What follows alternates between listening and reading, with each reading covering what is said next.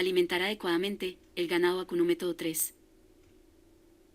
La dieta que es suministrada al ganado vacuno debe ser elegida por el productor ganadero, tomando en cuenta 3 métodos, siendo estos la evaluación del hato, diseño de la ración a utilizar y análisis de forrajes. Con esto se logra reducir los costos de alimentación y aumentar la producción, para hacer de la ganadería una actividad muy rentable.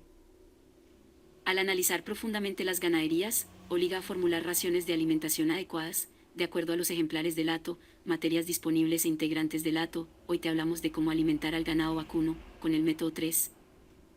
El tercer método consiste en el diseño de la ración para alimentar a los vacunos. Para un buen diseño de la ración, es necesario saber los requerimientos diarios de los vacunos. Generalmente un vacuno consume diariamente entre el 1.5% a 3% del peso corporal, siendo el 2.5% el promedio.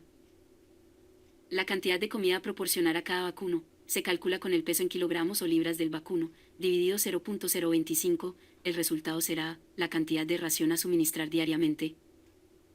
Las vacas en etapa de lactación requieren un 50% más de lo normal. En otras palabras, en vez de consumir el 2% del peso, comerán aproximadamente el 5% del peso.